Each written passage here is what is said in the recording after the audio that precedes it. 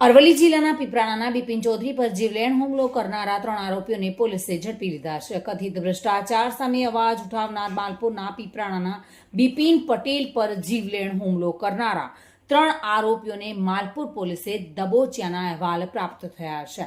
ભાજપ શાસિત અરવલ્લી જિલ્લા પંચાયતના ઉપપ્રમુખ નિર્ભયસિંહ રાઠોડના સગાભાઈ અને અન્ય 2 આરોપીઓ બિપિન ચૌધરી પર હુમલો કરવામાં સામેલ હતા. ત્રણેય આરોપીઓ વિરુદ્ધ માલપુર પોલીસ સ્ટેશનમાં ગુનો નોંધાયો હતો. માલપુર પોલીસે આરોપીઓ હુમલો કરનાર આરોપીમાં પીપરાણા ગામના પ્રિતેશસિંહ બહાદુરસિંહ રાઠોડ અને ગોવિંદપુરાના શિવાભાઈ જેવાભાઈ પાંડોર તથા રમેશભાઈ પ્રતાપભાઈ પાંડોરની ધરપકડ કરીને આગળની કાર્યવાહી હાથ ધરી છે.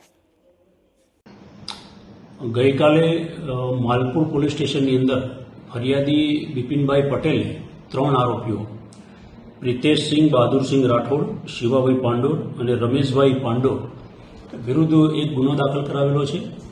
જેની અંદર હકીકત એવી છે કે આ કામના ફરિયાદી ગઈકાલે મોડાસા ટાઉન હોલ ખાતે મિટિંગમાં ગયેલા હતા અને ત્યાંથી તેઓ પોતાની બલેનો ગાડી લઈ અને રિટર્ન આવતા હતા.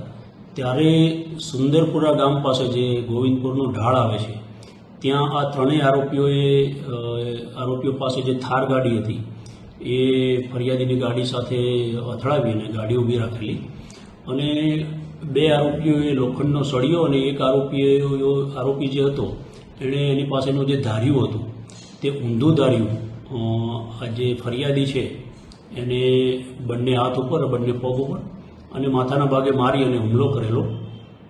આરોપી જે છે એમણે અને ફરિયાદીને અગાઉ જે ગ્રામ પંચાયતનું ઇલેક્શન થયેલું એનું જે બંદૂક હતું એના કારણે આ હુમલો કરેલો છે. આરોપીઓએ ફરિયાદીને જાનથી મારી નાખવાની ધમકી આપી અને અશ્લીલ ગાળો આપેલી અને એની ગાડીને જે નુકસાન કર્યું છે અને ફરિયાદી જે છે એનો મોબાઈલ ઝૂંટવી લીધેલો. જે અનુસંધાને માલપુર પોલીસે ફરિયાદીની વિગતવારની ફરિયાદ લઈ અને બીએનએસની સંબંધિત કલમો નીચે જે આરોપીઓ છે એમના વિરુદ્ધમાં ગુનો દાખલ કરેલો છે અને હાલ કાયદેસરની કાર્યવાહી ચાલુ છે.